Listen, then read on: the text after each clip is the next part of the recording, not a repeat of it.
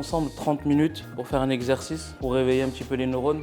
Mais je pense qu'ils vont même plus que se réveiller, ils vont peut-être même décoller. Le but ici, c'est qu'on s'est aperçu que énormément des personnes qui nous entourent nous remontent qu'ils ont du mal à vendre ou ils ne savent pas vendre ou ils ont peur de vendre. Et la première chose à comprendre, c'est qu'on doit se connaître nous-mêmes avant de comprendre les personnes qui sont en face de nous. Quand on arrive à se comprendre nous-mêmes, nos forces, nos faiblesses, qui nous sommes, pourquoi on est comme ça, ainsi de suite, on arrive à mieux capter la personne en face, on arrive à mieux comprendre ce qu'elle traverse, on arrive à mieux comprendre pourquoi elle en est là, ainsi de suite. Donc je vais vous poser une question aujourd'hui toute simple pour démarrer. Qui a l'impression aujourd'hui de bien se connaître ?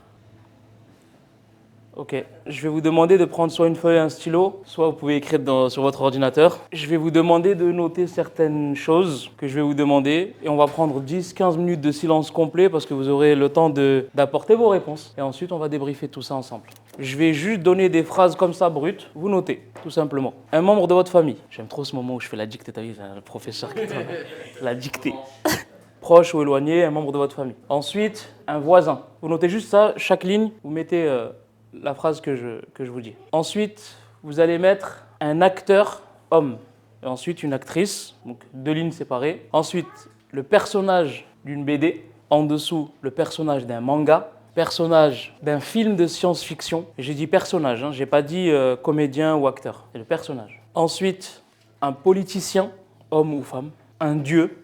Ça peut être mythologie grecque, ce que vous film ou quoi que ce soit. Un dieu.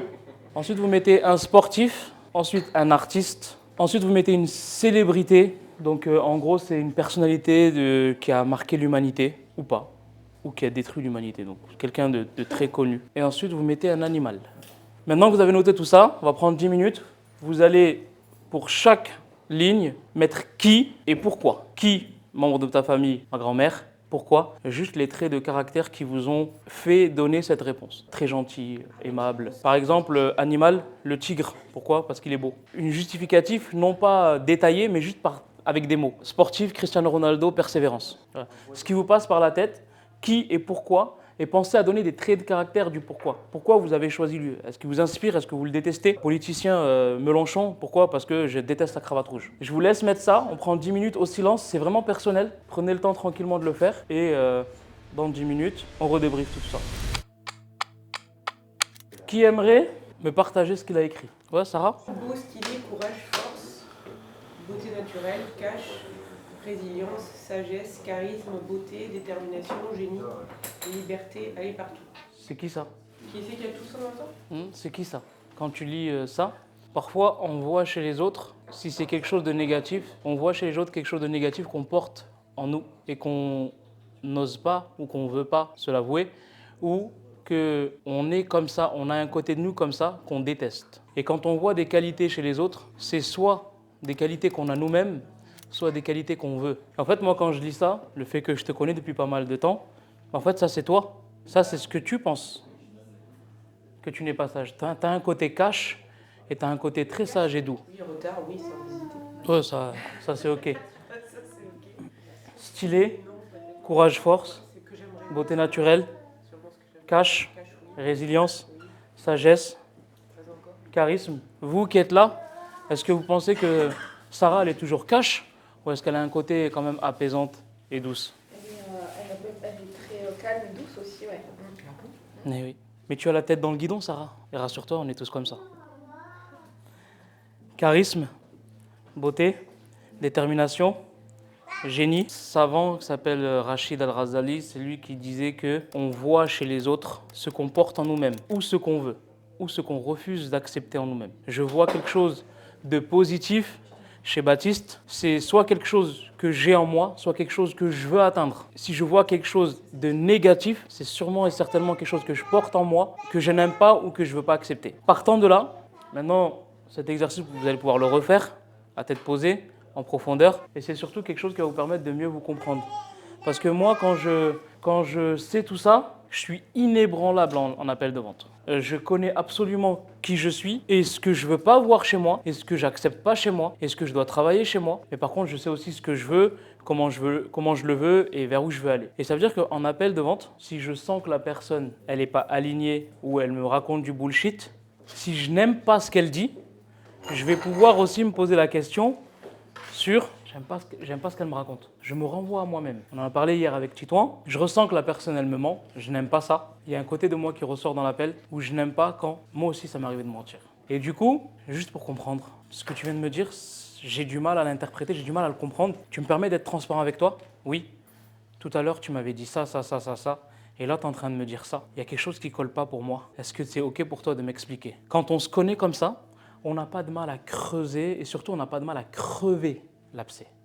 On n'a pas de mal à rentrer et à dégommer le ballon qui est en train de gonfler, en fait, juste pour la surface, juste pour l'image. Une personne dans l'appel, il faut savoir une chose, c'est qu'elle a peur, elle a des craintes, elle a des doutes, et donc elle va gonfler le ballon pour nous éviter de savoir qu'est-ce qu'il y a à l'épicentre. Votre objectif, c'est de prendre cette aiguille à chaque fois que vous avez, tiens, de beau stylé, de courage, de beauté, de perspicacité, de persévérance, de chaque chose que vous avez en vous pour crever le ballon et aller directement au point de départ. Le point de départ et le point d'arrivée, c'est à vous de les déterminer, c'est pas à elle. Quand on arrive à se connaître et qu'on sait qu'en fait, oui, je n'aime pas mon côté hautain. Oui, je n'aime pas mon côté parfois ragot. Oui, je n'aime pas mes retards. Oui, je n'aime pas. Oui, je n'aime pas. On est des humains. Si tout le monde était parfait, je ne pense pas qu'on serait là.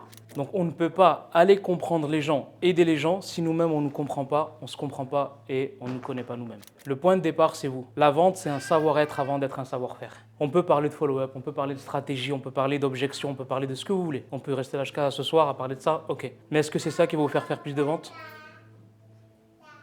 J'en ai pas la croyance. Par contre, si vous découvrez vous-même et que vous allez dans le sens de qui vous êtes, vous osez, vous allez taper là où les autres n'osent pas taper, c'est là qu'on fait du chiffre d'affaires. Je vais te donner un exemple concret. Tu es en appel de vente et tu as une personne qui, au début, te dit qu'elle veut sauver son couple, qu'elle a du mal à communiquer, qu'elle a perdu tout espoir en la communication, qu'elle veut absolument trouver une solution. D'accord? Donc tout ça, c'est, on va dire, la douleur. Tu pitches ton offre, 5 000 € et la personne, elle te dit « en fait, non, mais moi, j'y arriverai pas. C'est trop dur pour moi. » Est-ce que le « je n'y arriverai pas, c'est trop dur pour moi », est-ce que c'est aligné avec tout ce qu'elle t'a dit au départ? Il y a quelque chose d'incohérent. Tu prends un appel pour trouver une solution, on te présente la solution, ça correspond réellement à ce que tu recherches, et tu dis non, je ne vais pas y arriver. Il y a quelque chose d'incohérent. Donc, ce quelque chose d'incohérent, il y a deux choses. Soit elle se ment à elle-même, soit elle a peur. Tu regardes en toi. Retard, beauté stylée, courage et force, beauté, cash, résilience, sagesse.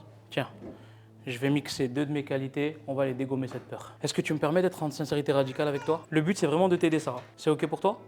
OK. Juste avant, tu me disais que c'est douloureux pour toi à une échelle de 10 sur 10, que tu veux sauver ton couple.